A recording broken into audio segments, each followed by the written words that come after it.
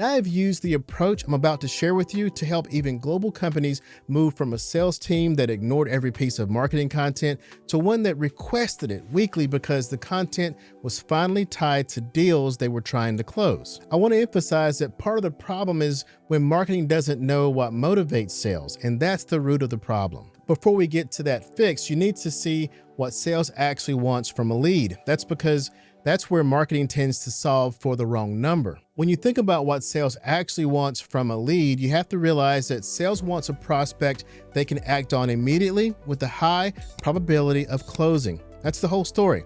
Sales is not interested in who visited the website or who filled out a form, and they're not interested in who read a white paper or watched a video. Those are vanity metrics to a salesperson. Sales wants to know one thing: is this prospect someone they have a high probability of selling to? When marketing hands over a lead based on a download, sales sees a tire kicker. But when marketing hands over a lead based on a buying signal, sales sees a deal. The vocabulary problem is real here because marketing measures attention while sales measures intent. Okay, the next thing to understand is that marketing is already a part of the sales process. Sales thinks educating the customer is something that sales does, but this is a misunderstanding that breaks the whole system. The customer is self-educating through marketing content long before sales gets an email out. In the old model, marketing did an early handoff to sales. Marketing built awareness, threw a lead over the wall, and walked away.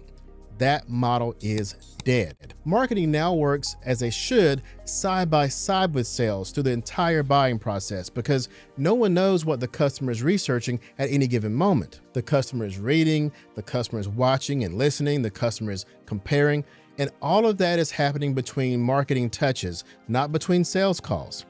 Marketing's job is to keep the customer warm, make the customer prefer your brand, and stay in the path of the buyer at every stage.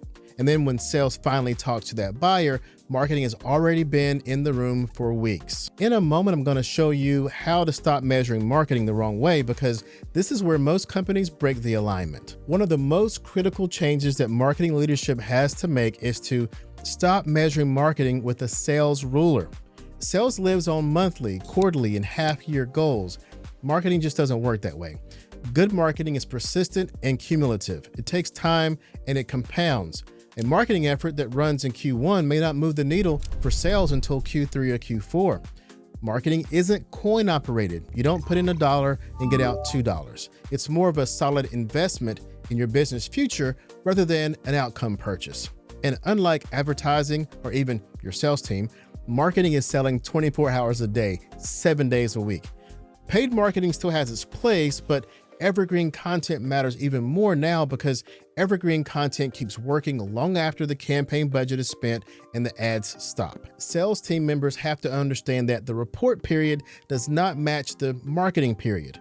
When a sales leader grades marketing on a quarterly close rate, the grade's already rigged. The work that closed the deals this quarter was paid for 2 or 3 quarters ago. By the way, if your sales and marketing teams are still operating in 2 different worlds, I've got a training workshop for sales and marketing teams that fixes this divide at the leadership level.